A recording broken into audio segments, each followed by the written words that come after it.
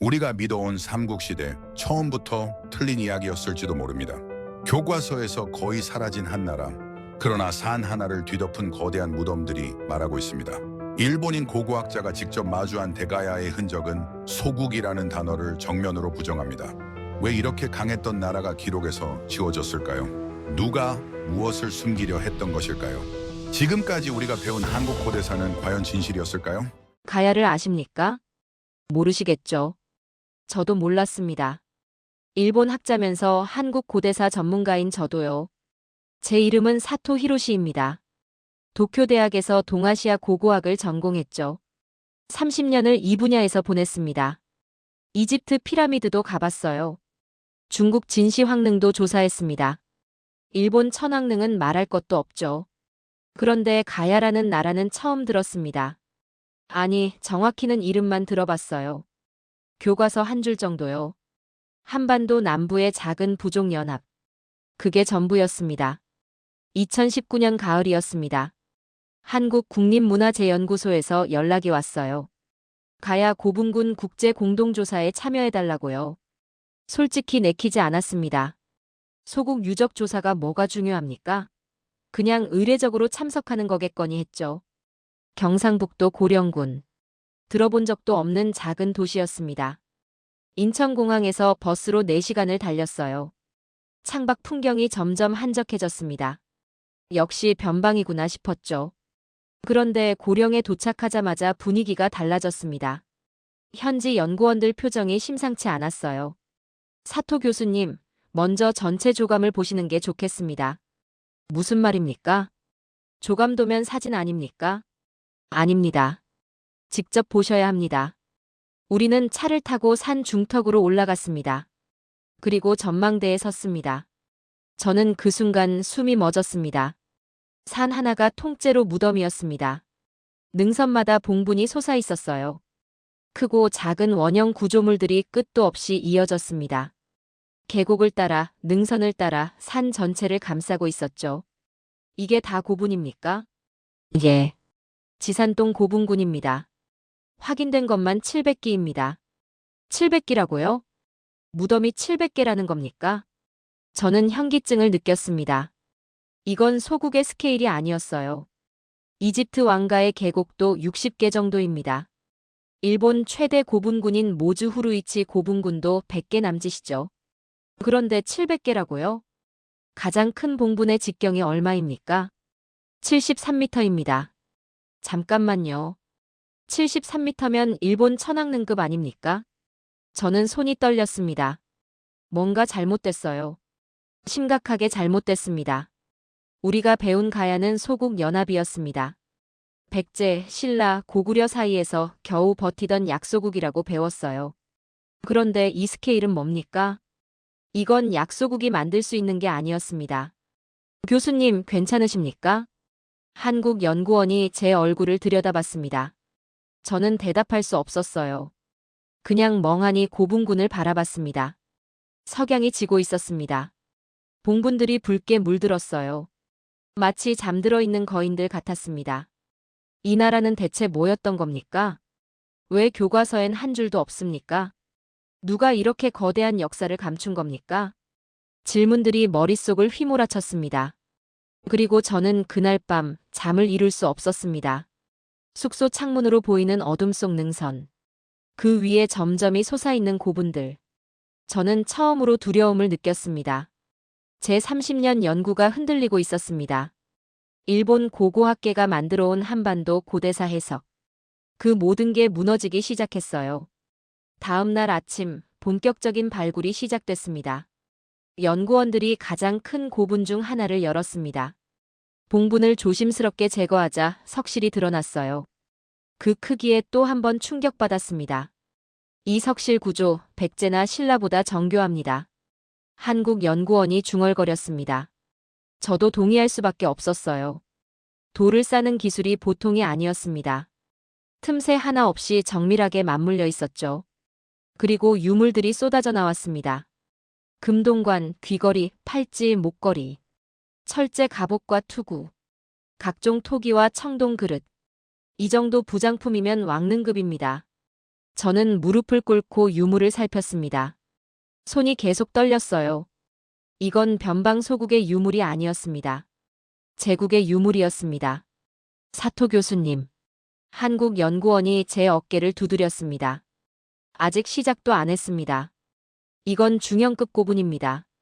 대형급은 따로 있어요. 더 큰 게 있다고요? 저는 그제야 깨달았습니다. 우리가 지금까지 가야를 완전히 잘못 알고 있었다는 것을요. 아니, 어쩌면 일부러 모르는 척했는지도 모릅니다. 왜냐고요? 그날 밤 저는 일본 학계 선배에게 전화를 걸었습니다. 선배님, 가야 고분군 규모가 상상 이상입니다. 전화기 너머로 침묵이 흘렀어요. 사토, 너무 깊이 파지 마라. 무슨 말씀이십니까? 가야는 소국이야. 그게 정설이고 그렇게 유지돼야 해. 저는 전화를 끊었습니다. 손이 부들부들 떨렸어요. 유지돼야 한다고요? 진실이 아니라 정설을 지키라고요? 저는 그날 제 정체성이 흔들리기 시작했습니다. 저는 학자입니까? 아니면 거짓말쟁이입니까? 이틀째 되는 날이었습니다. 저는 고령지산동 유물보관소로 향했어요. 한국 연구원들이 지난 10년간 발굴한 자료들이 보관된 곳이었습니다. 문을 여는 순간 저는 압도당했습니다. 철제 유물만 수백 점이었어요. 갑옷, 투구, 칼, 창, 화살촉. 그리고 놀라운 건 농기구들이었습니다. 쟁기, 낫, 괭이, 도끼. 모두 철로 만들어져 있었죠. 이게 다 5세기에서 6세기 유물입니까? 네. 대가야 전성기 때 것들입니다. 저는 말문이 막혔습니다. 5세기라면 일본은 아직 야요이 시대였어요. 철기가 귀했던 시절입니다. 그런데 이곳에선 농기구까지 철로 만들었다고요? 연구원님, 혹시 가야 관련 문헌 자료 있습니까? 그게 문제입니다, 교수님. 연구원이 한숨을 쉬었어요. 가야 자체 기록은 없습니다. 없다고요? 예. 삼국사기, 삼국유사에 단편적으로 나올 뿐이에요. 그것도 대부분 신라 관점에서 쓴 겁니다. 일본 기록은요? 일본 서기에 일부 나옵니다. 하지만 연구원이 말을 흐렸습니다. 저는 알고 있었어요. 일본 서기의 가야 관련 기록. 그건 사실이 아니었습니다. 임나일본 부설.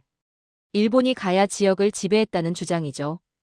일제강점기 때 만들어진 식민사관입니다. 저도 학교에서 그렇게 배웠어요. 가야는 일본의 영향권이었다. 그게 일본 교과서 내용이었습니다. 하지만 지금 제 눈앞에 있는 유물들.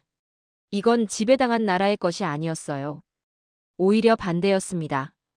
연구원님, 솔직히 말씀드리겠습니다. 저는 심호흡을 했어요. 일본 학계가 가야를 의도적으로 축소했습니다. 알고 있습니다. 연구원이 쓸쓸하게 웃었습니다. 그래서 우리가 더 열심히 파는 겁니다. 저는 부끄러웠습니다. 일본인으로서, 학자로서. 우리가 뭘 했습니까? 진실을 찾은 게 아니라 왜곡했죠. 중국 기록은 어떻습니까? 송서, 남제서의 일부 나옵니다. 가라국이라는 이름으로요. 가라국. 가야의 다른 이름이었습니다. 5세기 중반 가라국 사신이 중국 남조에 갔다는 기록이 있습니다. 조공품 목록도 남아있어요. 어떤 것들입니까? 철갑옷, 철제 무기, 비단, 금은 세공품. 저는 고개를 끄덕였습니다. 중국에 조공할 수 있는 나라. 그건 소국이 아니라는 뜻입니다. 그런데 왜 가야는 스스로 기록을 남기지 않았습니까? 제가 물었습니다. 연구원이 잠시 생각하다 대답했어요. 남겼을 겁니다. 다만 전해지지 않았을 뿐이죠. 전쟁 때문입니까? 전쟁도 있지만 그보다는. 연구원이 창밖을 바라봤습니다. 승자가 지웠습니다. 그 말에 저는 온몸에 소름이 돋았어요. 역사는 승자의 것입니다. 패자는 기록될 권리조차 없죠. 신라가 삼국을 통일했습니다. 그리고 역사를 썼어요. 자신들에게 유리하게요. 가야는 그 과정에서 소국 연합이 됐습니다. 위협적이지 않은 존재로 축소됐죠. 그런데 무덤은 지울 수 없었군요. 제가 중얼거렸습니다. 네. 무덤은 거짓말을 하지 않습니다. 연구원이 고개를 끄덕였어요. 저는 그날 밤 숙소에서 일본 고고학 논문들을 뒤졌습니다. 가야 관련 일본 연구 자료들이요. 읽으면 읽을수록 화가 났습니다. 가야는 미개했다. 철기 문화는 일본에서 전래됐다. 정치 체제가 원시적이었다. 모두 거짓이었어요. 증거도 없는 주장들이었습니다. 그런데 그게 정설처럼 굳어졌죠. 왜냐고요? 일본 제국주의가 필요했으니까요. 한반도는 원래 미개했고 일본이 문명을 전해줬다. 그런 논리를 만들어야 했습니다. 식민 지배를 정당화하려고요. 그래서 가야를 지웠습니다. 강했던 가야, 철의 제국이었던 가야를 소국으로 만들어버렸어요. 저는 노트북을 덮었습니다. 손이 떨렸어요. 분노 때문인지 수치심 때문인지 모르겠었습니다. 나는 지금까지 뭘 가르쳤습니까? 학생들에게 거짓을 주입한 겁니까? 잠을 잘 수 없었습니다. 새벽 3시까지 뒤척였어요. 그러다 결심했습니다. 내가 바로잡겠습니다. 일본인인 내가 진실을 밝히겠습니다. 그게 제가 할 수 있는 최소한의 속죄였습니다. 다음 날 아침 발굴 현장으로 갔습니다. 연구원들이 새로운 고분을 열고 있었어요. 석실 안에서 무언가 반짝였습니다. 금동관이었습니다. 연꽃 무늬가 정교하게 새겨진 관이었죠. 이 세공 기술, 백제나 신라 못지않습니다. 한국 연구원이 감탄했어요. 저도 동의했습니다. 아니, 어쩌면 더 뛰어날지도 모릅니다. 무덤 주인이 누구였을까요? 제가 물었습니다. 대가야 왕족일 겁니다. 아마 이진아시 왕 시기. 이진아시 왕.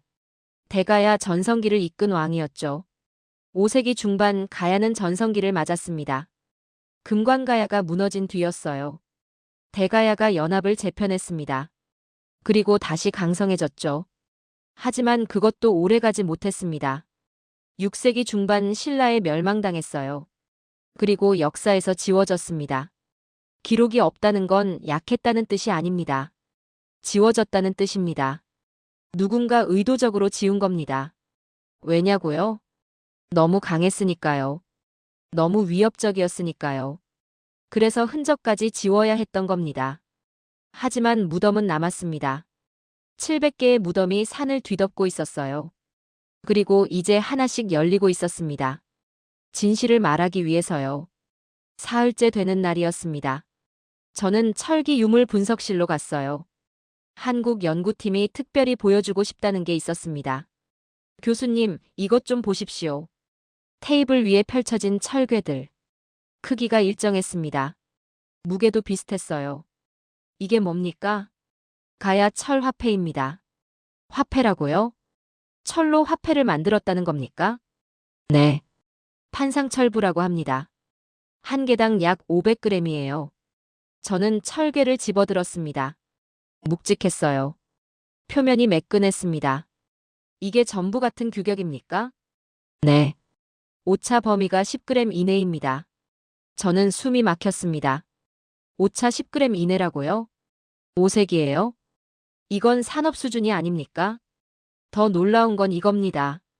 연구원이 다른 유물을 꺼냈어요. 용광로 모형이었습니다.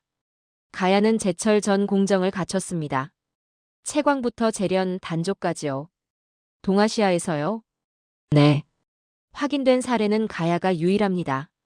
저는 입을 다물 수 없었어요. 중국도 못했습니다. 일본은 말할 것도 없고요. 백제, 신라도 제철 기술은 수입했어요. 그런데 가야는 자체 생산했다고요? 철광석은 어디서 났습니까? 지리산 자락입니다. 함양, 거창 일대에 철광산이 있었어요. 운송은요? 섬진강을 이용했습니다. 연구원이 지도를 펼쳤습니다. 지리산에서 섬진강까지 선이 그어져 있었어요. 철광석을 캐서 강으로 운반했습니다. 그리고 하구에서 배에 실었죠. 어디로 보냈습니까? 일본, 중국, 심지어 동남아시아까지 갔습니다. 저는 현기증을 느꼈습니다. 가야가 국제무역을 했다고요? 5세기예요? 증거가 있습니까? 일본 후쿠오카에서 발견된 철기, 성분 분석 결과 가야산입니다. 중국은요? 광저우에서 출토된 갑옷, 가야 양식입니다. 저는 의자에 주저앉았습니다. 이건 변방이 아니었어요. 중심이었습니다. 철의 중심이었습니다. 그럼 가야는 왜 망했습니까? 제가 물었습니다. 연구원이 한숨을 쉬었어요. 철 때문에 망했습니다. 무슨 말씀입니까? 모두가 가야 철을 원했습니다. 백제, 신라, 왜 중국까지요? 그래서요? 경쟁이 붙었습니다. 누가 가야를 차지할 것인가? 저는 고개를 끄덕였습니다. 이해됐어요. 가야는 너무 중요했습니다. 그래서 독립을 유지할 수 없었던 거죠. 5세기 초 금관가야가 먼저 무너졌습니다. 연구원이 설명을 이어갔어요. 신라와 고구려 연합군이 쳐들어왔습니다. 금관가야는 저항했지만 결국 항복했죠. 왜 항복했습니까? 낙동강 하구를 빼앗겼으니까요. 아, 그렇군요. 해상 무역로를 잃은 겁니다. 철을 팔 수 없게 됐죠. 금관가야 왕족은 신라에 편입됐습니다. 김유신 장군이 금관가야 왕족 출신이에요. 저는 놀랐습니다. 김유신이 가야 출신이라고요? 그럼 신라 삼국통일은? 네.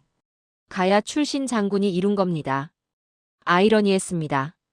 패망한 나라 왕족이 정복국 장군이 됐어요. 그리고 삼국을 통일했습니다. 금관가야 다음은 대가야였습니다. 연구원이 계속 말했어요. 대가야는 다른 전략을 택했습니다. 내륙으로 들어갔죠. 섬진강 루트를 선택한 겁니까? 네. 그리고 철 생산을 늘렸습니다. 한때 가야 연합의 맹주가 됐어요. 그런데 왜 멸망했습니까? 외교에 실패했습니다. 연구원이 쓸쓸하게 웃었어요. 백제와 신라 사이에서 줄타기했습니다. 둘 다 가야 철을 원했거든요. 결국 신라가 이겼군요. 네. 562년 신라 진흥왕이 대가야를 쳤습니다. 562년. 대가야 멸망의 해였습니다. 대가야는 끝까지 싸웠습니까? 네. 항복하지 않았습니다. 연구원이 고개를 숙였어요. 그래서 더 비참했습니다. 저는 침묵했습니다. 금관가야는 항복했어요. 그래서 왕족이 살아남았습니다. 하지만 대가야는 저항했죠. 그래서 기록조차 남지 않았습니다. 이게 바로 승자의 역사입니다, 교수님. 연구원이 말했어요. 항복한 자는 기억되고 저항한 자는 지워집니다. 그 말이 가슴을 찔렀습니다. 역사는 공정하지 않습니다. 강한 자의 것도 아니에요. 이긴 자의 것입니다. 그리고 진자는 말할 권리조차 없습니다. 하지만 이제 알려질 겁니다. 제가 말했습니다. 이 무덤들이 증언하고 있으니까요. 연구원이 고개를 들었어요. 눈빛이 달라져 있었습니다. 그래서 교수님이 필요합니다. 제가요? 네. 일본인 학자가 말해줘야 합니다. 무엇을요? 가야가 약하지 않았다고요. 일본이 거짓말했다고요. 저는 숨을 깊이 들이마셨습니다. 무거운 책임이었어요. 하지만 피할 수 없었습니다. 제가 해야 할 일이었습니다. 일본인으로서 학자로서. 알겠습니다. 제가 쓰겠습니다. 감사합니다, 교수님. 연구원이 고개를 숙였습니다. 우리는 다시 발굴 현장으로 향했어요. 해가 지고 있었습니다. 고분들이 석양에 물들었습니다. 붉게 장엄하게. 마치 잠에서 깨어나는 것 같았어요. 500년 침묵을 깨고 이제 말하려는 것 같았습니다. 우리는 약하지 않았다. 우리는 철의 제국이었다. 기억하라. 나흘째 되는 날이었습니다. 저는 금관가야 유적지로 향했어요. 경남 김해시였습니다. 대가야가 있던 고령에서 차로 2시간 거리였죠. 왜 금관가야를 먼저 보셔야 합니다. 한국연구원이 말했어요. 금관가야가 첫 번째 주인공이니까요. 대성동 고분군에 도착했습니다. 규모는 지산동보다 작았어요. 하지만 분위기가 달랐습니다. 더 오래됐고 더 슬펐습니다. 금관가야는 4세기부터 6세기 초까지 존재했습니다. 연구원이 설명했어요. 낙동강 하구를 장악했죠. 해상 무역의 중심이었습니다. 우리는 가장 큰 고분으로 갔습니다. 이미 발굴이 끝난 곳이었어요. 이게 금관가야 왕릉입니다. 석실 안으로 들어갔습니다. 예상보다 넓었어요. 그리고 텅 비어 있었습니다. 유물은요? 박물관으로 옮겼습니다. 가보시죠. 김해박물관에 도착했습니다. 전시실에 들어서자마자 숨이 막혔어요. 금관이 있었습니다. 순금으로 만든 왕관이었죠. 아, 감탄사가 절로 나왔습니다. 신라 금관만큼 화려했어요. 아니, 어쩌면 더 정교했습니다. 4세기 후반 유물입니다. 연구원이 설명했어요. 금관가야 전성기 때 만들어진 거죠. 이 시기 가야가 가장 강했습니까? 네. 낙동강하고 무역을 독점했습니다. 전시실을 돌며 유물들을 봤습니다. 철제 갑옷, 청동 거울, 각종 장신구. 왜 토기도 눈에 띄었어요? 이 토기, 일본 스타일 아닙니까? 반대입니다, 교수님. 연구원이 웃었어요. 일본 토기가 가야 스타일입니다. 저는 멈췄습니다. 뭐라고요? 일본 스에키 토기, 원형이 가야 토기입니다. 증거가 있습니까? 연대 측정 결과 가야 토기가 100년 앞섭니다. 저는 말문이 막혔습니다. 일본이 가야를 지배했다고요? 거짓말이었습니다. 오히려 가야 문화가 일본으로 간 겁니다. 5세기 초 금관가야의 위기가 왔습니다. 연구원이 이야기를 이어갔어요. 고구려 광개토대왕이 남하했습니다. 광개토대왕. 역사상 가장 강력한 정복자 중 하나였죠. 왜가 가야를 돕겠다며 군대를 보냈습니다. 임나 일본 부설의 근거 아닙니까? 제가 물었습니다. 겉으로는 그렇죠. 하지만 실제론 다릅니다. 어떻게요? 왜군은 용병이었습니다. 가야가 고용한 거예요. 저는 눈을 크게 떴습니다. 용병이라고요? 철대금으로 지불했습니다. 그게 일본 서기의 조공으로 기록된 겁니다. 아, 그렇군요. 왜곡이었습니다. 완전한 왜곡이었어요. 결국 금관가야는 졌습니까? 네. 532년 신라에 항복했습니다. 532년. 금관가야 멸망의 해였습니다. 왜 항복했습니까? 끝까지 싸울 수도 있지 않았습니까? 싸워봤자 소용없었습니다. 연구원이 한숨을 쉬었어요. 낙동강 하구를 잃었으니까요. 무역로가 끊긴 겁니다. 그래서 항복을 택한 거군요. 네. 대신 조건을 걸었습니다. 어떤 조건입니까? 왕족의 안전 보장. 저는 고개를 끄덕였습니다. 현명한 선택이었어요. 나라는 잃었지만 백성은 살렸습니다. 금관가야 마지막 왕 구영왕, 신라 버풍왕을 만났습니다. 어떻게 됐습니까? 신라 귀족으로 편입됐습니다. 김씨 성을 받았죠. 김씨. 신라 왕족 성씨였습니다. 그리고 3대 후 김유신이 태어났습니다. 김유신. 신라 삼국통일의 영웅이었습니다. 가야 왕족이 신라 장군이 된 겁니까? 네. 그리고 삼국을 통일했습니다. 아이러니했습니다. 패망국 왕족이 승전국 영웅이 됐어요. 금관가야는 현명했습니다. 연구원이 말했어요. 항복을 수치로 보지 않았습니다. 생존 전략으로 봤죠. 그래서 기록이 남았군요. 네. 삼국사기 삼국유사의 금관가야 이야기가 나옵니다. 하지만 대가야는 달랐습니다. 대가야는 끝까지 싸웠어요. 그리고 완전히 지워졌습니다. 왜 대가야는 항복하지 않았습니까? 제가 물었습니다. 연구원이 잠시 생각하다 대답했어요. 자존심 때문이었을 겁니다. 자존심이요? 대가야는 가야 연합의 맹주였습니다. 금관가야와 달랐죠. 어떻게요? 금관가야는 해상 무역국이었습니다. 실리를 중시했어요. 대가야는요? 대가야는 내륙 국가였습니다. 명분을 중시했죠. 저는 이해했습니다. 금관가야는 상인 국가였어요. 손익을 계산했습니다. 하지만 대가야는 달랐습니다. 명예를 지키려 했죠. 그래서 비극이 됐습니다. 연구원이 쓸쓸하게 말했어요. 562년 신라 진흥왕이 대가야를 쳤습니다. 대가야는 어땠습니까? 끝까지 싸웠습니다. 항복 제안을 거부했어요. 결과는요? 완패했습니다. 왕족 전원 처형됐죠. 저는 가슴이 먹먹했습니다. 금관가야 왕족은 살아남았어요. 심지어 신라 귀족이 됐습니다. 하지만 대가야 왕족은 전멸했습니다. 그리고 기록에서 지워졌습니다. 연구원이 덧붙였어요. 삼국사기의 대가야 이야기는 거의 없습니다. 왜죠? 승자의 분노였습니다. 분노요? 신라는 대가야를 용서하지 않았습니다.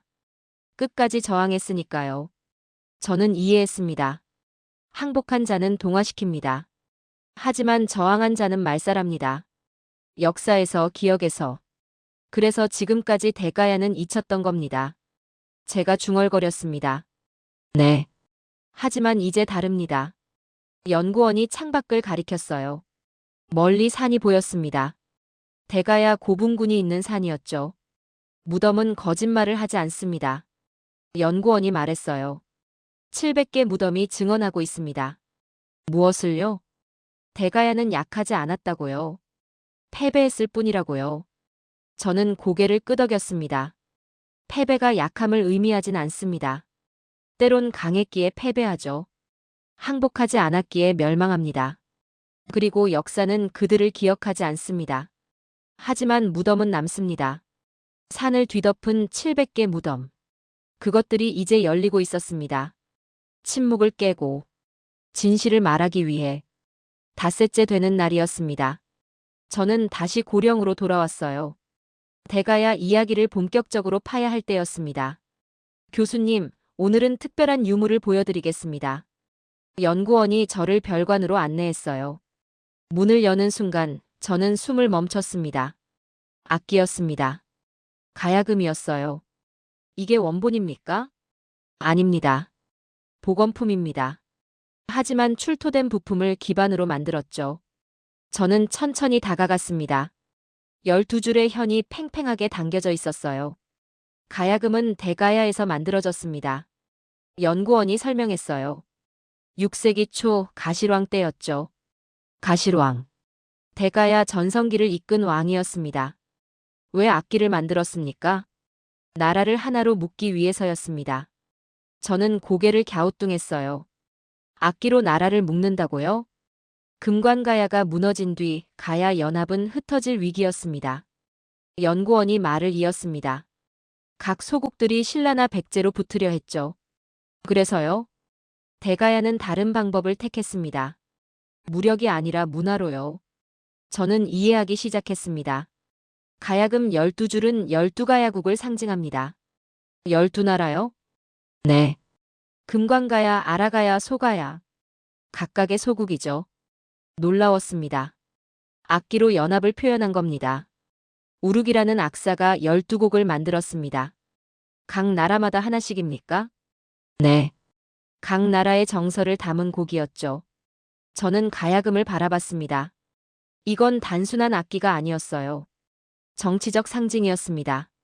먹고 살기 바빴다면 이런 음악은 태어나지 못했을 겁니다. 제가 중얼거렸습니다. 맞습니다. 대가야는 문화 강국이었습니다. 연구원이 고개를 끄덕였어요. 철기 생산으로 경제력을 쌓았죠. 그리고 그 힘으로 문화를 꽃피웠습니다. 우리는 전시실을 돌았습니다. 토기, 장신구, 무기들. 모두 정교했어요. 특히 토기 문양이 인상적이었습니다. 이 문양, 중국 것과 비슷합니다. 제가 지적했어요. 교류가 있었습니다. 섬진강을 통해 남해로 나갔죠.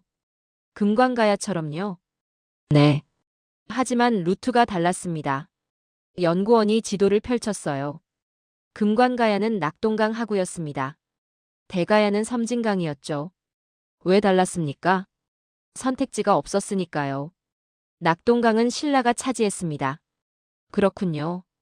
대가야는 밀려난 겁니다. 하지만 포기하지 않았어요. 새로운 길을 찾았습니다. 섬진강 루트는 험했습니까? 네. 산악 지형이 많았습니다. 하지만 대가야는 해냈죠. 대단했습니다. 불리한 조건에서도 살아남았어요. 아니, 번성했습니다. 5세기 중반 대가야는 전성기를 맞았습니다. 연구원이 설명을 이어갔어요. 백제, 신라와 대등하게 외교했습니다. 증거가 있습니까? 중국 양나라 기록에 나옵니다. 가라국 사신이 조공했다고요. 가라국. 대가야의 다른 이름이었습니다. 528년, 531년 두 차례 기록이 있습니다. 무엇을 바쳤습니까? 철갑옷, 철제 무기였습니다. 저는 고개를 끄덕였습니다. 역시 철이었군요. 대가야의 힘은 철에서 나왔습니다. 하지만 이것도 오래가지 못했습니다. 연구원의 목소리가 낮아졌어요. 왜죠? 철 때문에 망했습니다. 또 그 말이었습니다. 모두가 대가야 철을 원했습니다. 백제와 신라요? 네. 그리고 왜도요? 저는 침묵했습니다. 대가야는 너무 중요했던 겁니다. 그래서 표적이 됐죠. 6세기 초 상황이 급변했습니다. 연구원이 계속 설명했어요. 백제와 신라가 충돌했습니다. 대가야는 어느 편이었습니까? 줄타기했습니다. 양쪽 다 적으로 만들 순 없었죠. 현명한 선택이었을까요? 아니면 우유부단했을까요? 결과는요. 양쪽 다 적이 됐습니다. 최악이었습니다. 외교 실패였어요. 그리고 우르기 신라로 망명했습니다. 가야금 만든 그 우르기입니까? 네. 551년이었습니다. 551년. 대가야 멸망 10년 전이었습니다. 왜 망명했습니까? 나라가 기울고 있다는 걸 알았으니까요. 쥐가 침몰하는 배를 떠나듯. 우룩은 떠났습니다. 가야금을 들고요. 우룩은 신라 진흥왕에게 가야금을 가르쳤습니다. 배신 아닙니까?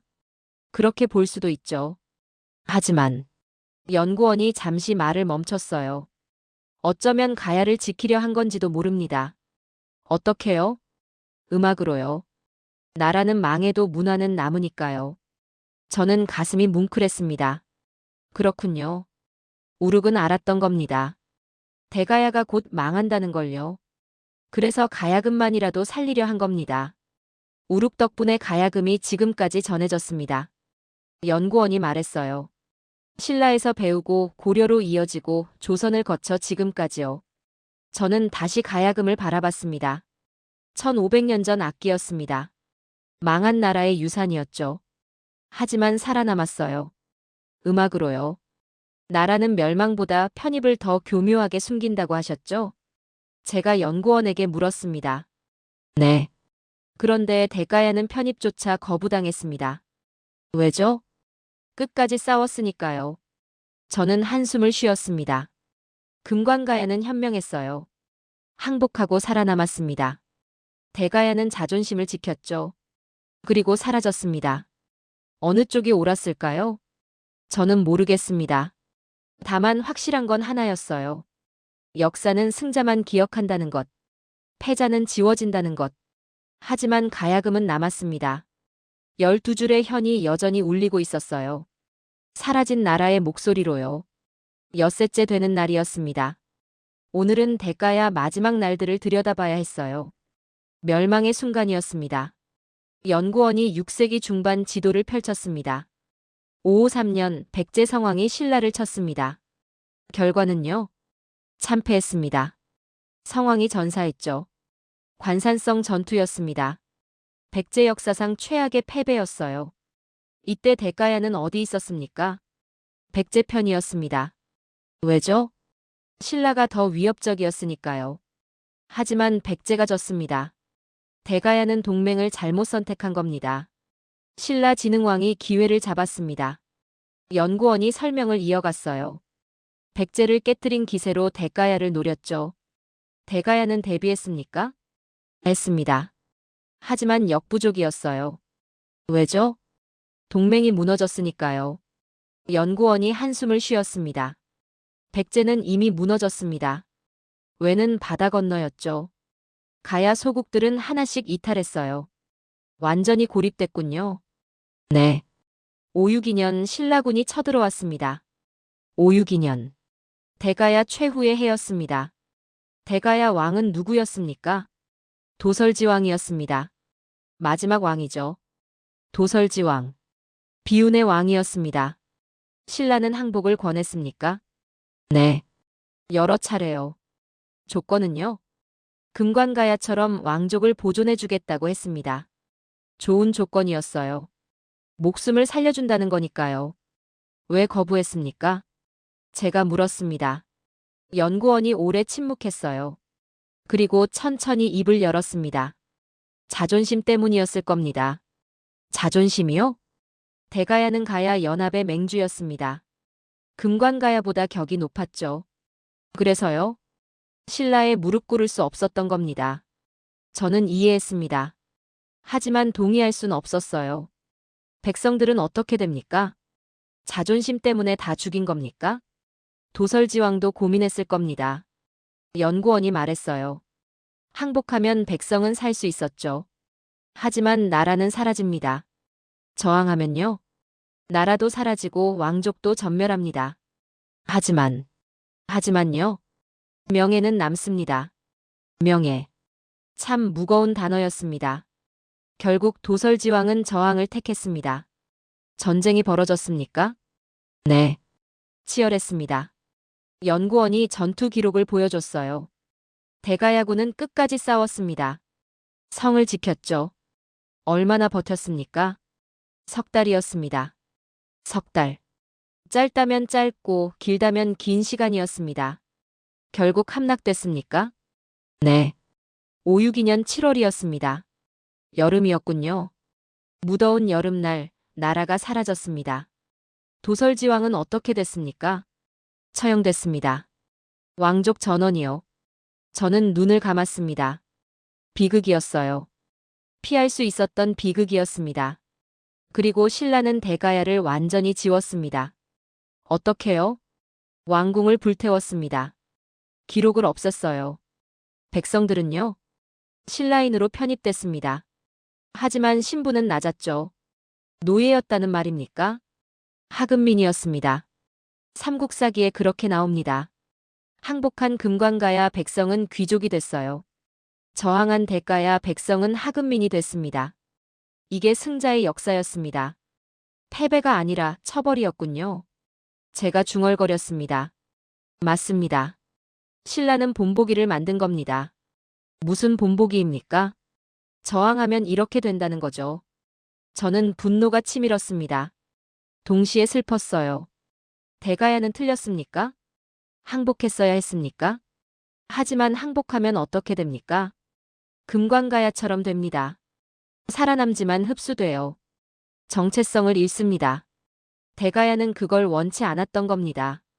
차라리 죽음을 택했죠. 나라로서의 죽음을요. 교수님, 이걸 보십시오. 연구원이 문서를 꺼냈어요. 삼국사기 대가야 멸망 기록이었습니다. 단 3줄이었습니다. 진흥왕 23년 가라국을 멸했다. 왕을 죽였다. 이게 전부입니다. 3줄. 500년 나라가 3줄로 끝났습니다. 금관가야 기록은요? 한 페이지 이상입니다. 왕의 계보, 항복 과정, 신라 편입 후 이야기까지요. 차이가 명확했습니다. 항복한 나라는 기록됩니다. 저항한 나라는 지워집니다. 하지만 무덤은 남았습니다. 제가 말했습니다. 네. 700개 무덤이요. 연구원이 창밖을 가리켰어요. 석양이 지고 있었습니다. 고분들이 붉게 물들었어요. 무덤은 거짓말을 하지 않습니다. 연구원이 다시 말했어요. 대가야가 약했다면 이런 무덤은 못 만들었을 겁니다. 맞습니다. 700개 고분, 73m 봉분, 정교한 석실, 화려한 부장품. 이건 약한 나라가 아니었어요. 강한 나라였습니다. 다만 운이 나빴을 뿐이죠. 타이밍이 안 좋았습니다. 백제와 신라 사이에 끼었어요. 양쪽 다 적으로 만들었습니다. 그리고 외교에 실패했죠. 동맹을 지키지 못했습니다. 결국 고립됐어요. 혼자 싸워야 했습니다. 그리고 졌습니다. 하지만 굴하지 않았어요. 끝까지 저항했습니다. 그게 대가야였습니다. 교수님, 질문이 있습니다. 연구원이 조심스럽게 물었어요. 말씀하세요. 일본은 왜 가야를 지워야 했습니까? 저는 오래 침묵했습니다. 대답하기 어려운 질문이었어요. 하지만 피할 수 없었습니다. 식민 지배를 정당화하려고요. 어떻게요? 한국이 원래 약했다고 말하려고요. 연구원이 고개를 끄덕였습니다. 그래서 가야를 소국으로 만든 겁니까? 네. 강했다면 곤란했죠. 저는 부끄러웠습니다. 일본인으로서요. 학자로서요. 우리가 얼마나 비겁했습니까? 진실을 왜곡했어요. 역사를 조작했습니다. 그리고 그걸 학문이라 불렀죠. 죄송합니다. 제가 고개를 숙였습니다. 교수님이 사과할 일은 아닙니다. 아닙니다. 저도 공범이었습니다. 저는 일본 학계에 몸담았어요. 거짓을 가르쳤습니다. 학생들에게 세상에. 이제라도 바로 잡아야 했습니다. 일본인인 제가요. 1회째 되는 날이었습니다. 오늘은 본격적인 발굴 현장에 투입됐어요. 지산동 고분군 최대 규모 무덤이었습니다. 교수님, 오늘 여는 고분이 중요합니다. 연구원이 긴장한 목소리로 말했어요. 왜죠? 순장 흔적이 예상됩니다. 순장. 왕과 함께 사람을 묻는 풍습이었습니다. 확실합니까? 지표조사 결과 석실이 여러 개입니다. 저는 숨을 깊이 들이마셨습니다. 만약 순장이 확인되면 큰 발견이었어요. 왕권의 강력함을 증명하는 거니까요. 발굴이 시작됐습니다. 봉분을 조심스럽게 제거했어요. 15개였습니다. 이건 상상 이상입니다. 연구원이 떨리는 목소리로 말했어요. 주석실 하나, 부석실 14개. 명확한 순장 구조였습니다. 중앙 석실부터 열겠습니다. 돌문을 조심스럽게 열었어요. 내부가 보였습니다. 저는 숨이 멎었습니다. 금동관이 있었어요. 온전한 형태로요. 그리고 갑옷, 칼, 각종 장신구들. 왕능이 확실합니다. 제가 중얼거렸습니다. 부석실도 열겠습니다. 다른 연구원들이 움직였어요. 하나씩 열리기 시작했습니다. 첫 번째 부석실. 사람 뼈가 나왔습니다. 장신구를 착용한 채였어요. 금귀걸이, 은팔찌. 여성입니다. 신분이 높았던 것 같습니다. 두 번째 부석실. 역시 사람 뼈였습니다. 갑옷 조각이 함께 나왔어요. 무사였을 겁니다. 세 번째, 네 번째, 다섯 번째. 모두 사람이었습니다. 각자 역할이 달랐어요. 신관, 시녀, 병사, 악사. 총 몇 명입니까? 제가 물었습니다. 최소 30명 이상입니다. 30명. 왕 한 명을 위해 30명이 함께 묻혔습니다. 이건 엄청난 발견입니다. 연구원이 흥분했어요. 한국 고대사에서 이 정도 규모는 처음입니다. 저도 알고 있었습니다. 신라 왕릉에서도 이 정도는 없었어요. 백제도 마찬가지였습니다. 교수님, 이게 뭘 의미합니까? 강력한 왕권입니다. 저는 단호하게 말했어요. 30명을 순장할 수 있다는 건 절대 권력이 있었다는 뜻입니다. 소국으론 불가능하다는 거죠? 네. 이건 제국 수준입니다. 제국. 저는 그 단어를 조심스럽게 꺼냈습니다. 하지만 확신했어요. 대가야는 제국이었습니다. 작지 않았어요. 약하지도 않았습니다. 더 놀라운 게 있습니다. 연구원이 한 유골을 가리켰어요. 이 사람 다른 석실에 혼자 묻혔습니다. 신분이 높았다는 뜻입니까? 네. 그런데 장신구를 보십시오. 금귀걸이, 금목걸이, 금팔찌. 모두 최상급이었습니다. 여성입니다. 왕비였을 가능성이 높습니다. 왕비. 따로 석실을 쓸 정도였다면 지위가 대단했던 겁니다. 대가야 여성 지위가 높았습니까? 기록엔 없습니다. 하지만 유물은 말하고 있습니다. 맞습니다. 기록은 거짓말할 수 있어요. 하지만 무덤은 정직합니다. 계속 발굴하겠습니다. 다음 날도 그 다음 날도 발굴이 이어졌습니다. 고분이 하나씩 열렸어요. 그때마다 놀라운 유물들이 쏟아졌습니다. 금동관, 철제 갑옷, 청동 그릇. 가야금 부품도 나왔어요. 토기는 수백 점이었습니다. 이 토기들 산지가 다릅니다. 한 연구원이 보고했어요. 어떻게 다릅니까? 김해산, 함안산, 고성산. 각 지역에서 온 겁니다. 조공입니까? 그렇게 볼 수 있습니다. 조공. 각 가야국이 대가야에 바친 거였습니다. 그럼 대가야가 맹주였다는 증거 아닙니까? 네.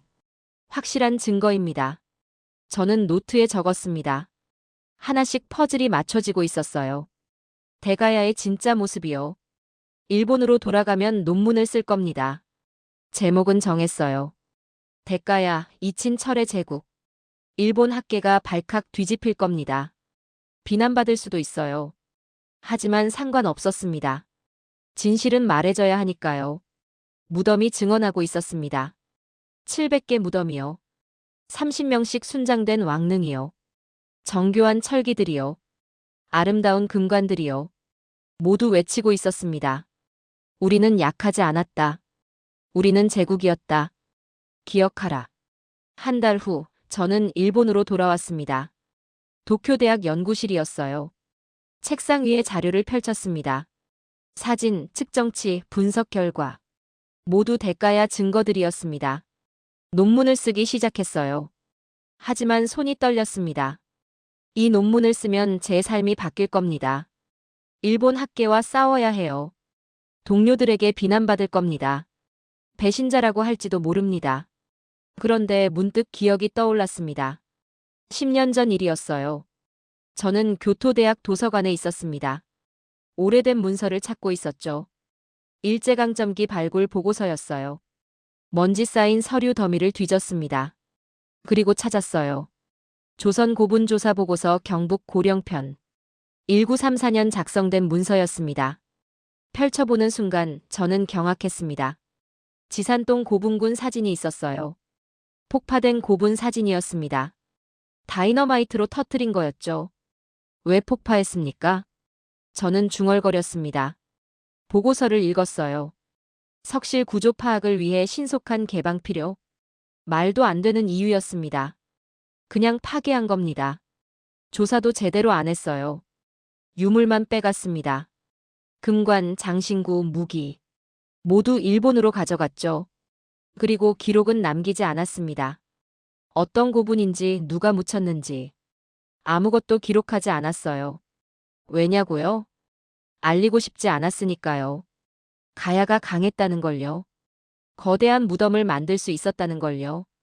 그래서 폭파하고 유물만 빼가고 기록은 지운 겁니다. 학문이라는 이름으로요.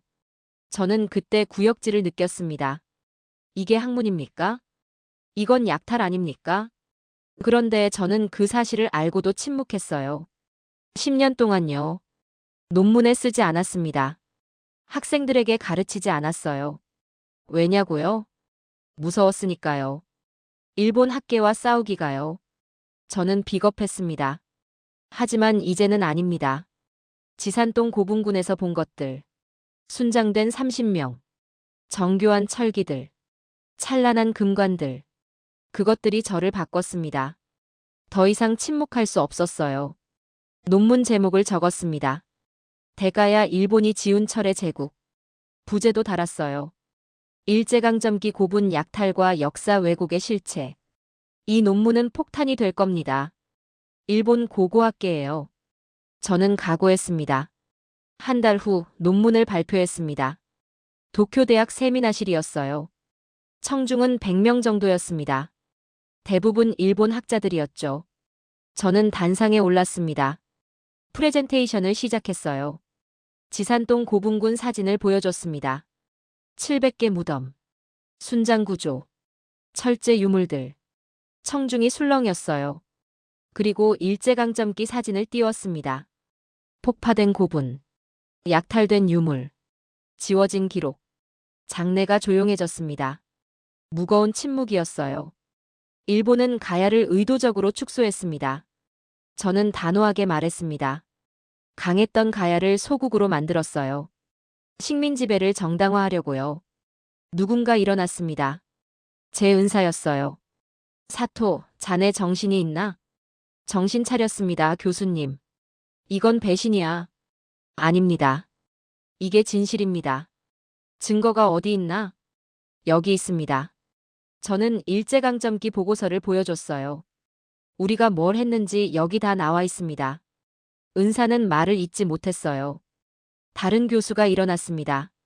사토 교수, 이건 학문이 아니야. 정치야. 아닙니다. 학문입니다. 진실을 밝히는 게 학문 아닙니까?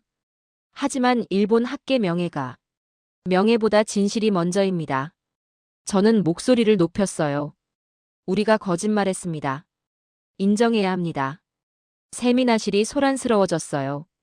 찬성하는 사람, 반대하는 사람. 논쟁이 벌어졌습니다. 하지만 저는 흔들리지 않았어요. 발표를 끝까지 이어갔습니다. 그리고 마지막 슬라이드를 띄웠습니다. 나는 일본인입니다. 그래서 더 늦기 전에 말해야 합니다. 가야는 약하지 않았습니다. 다만 너무 오래 침묵당했을 뿐입니다. 그리고 나는 그 침묵의 한쪽에 서 있었던 사람입니다. 이제 이 무덤들이 열리고 있습니다. 역사는 다시 쓰일 준비를 끝냈습니다. 발표가 끝났습니다. 박수는 없었어요. 대신 무거운 침묵만 흘렀습니다. 저는 단상에서 내려왔습니다. 누군가 다가왔어요. 젊은 학자였습니다. 교수님, 용기에 감사드립니다. 고맙습니다. 저도 쓰겠습니다. 진실을요. 저는 그의 손을 잡았습니다. 변화가 시작되고 있었어요. 느리지만 확실하게요. 1년 후 놀라운 소식이 들렸습니다. 대가야 고분군이 유네스코 세계유산 후보에 올랐어요. 2년 후 정식 등재됐습니다. 가야 고분군 고대 동아시아 철의 제국. 세계가 인정한 겁니다. 대가야의 가치를요. 저는 다시 고령을 찾았습니다. 지산동 고분군 앞에 섰어요. 5년 전과 똑같은 자리였습니다. 하지만 모든 게 달라져 있었어요. 무덤들이 복원됐습니다. 박물관이 생겼어요. 관광객들이 찾아왔습니다. 가야를 배우려고요. 한국연구원이 제 옆에 섰습니다. 교수님 덕분입니다. 아닙니다. 이 무덤들 덕분이죠. 그래도 교수님이 용기 내주셨잖아요. 저는 웃었습니다. 제가 한 건 진실을 말한 것뿐입니다. 그게 가장 어려운 일입니다. 우리는 석양을 바라봤어요. 고분들이 붉게 물들었습니다. 1500년 전처럼요. 그때도 이랬을 겁니다. 대가야 사람들이 이 석양을 봤겠죠. 자랑스럽게요. 자신들의 나라를요. 그리고 지금 그 자랑이 되살아나고 있었습니다. 500년 침묵을 깨고요. 가야는 약하지 않았습니다. 다만 너무 오래 잊혔을 뿐이었습니다. 하지만 이제 돌아왔어요. 역사 속으로요. 당당하게요.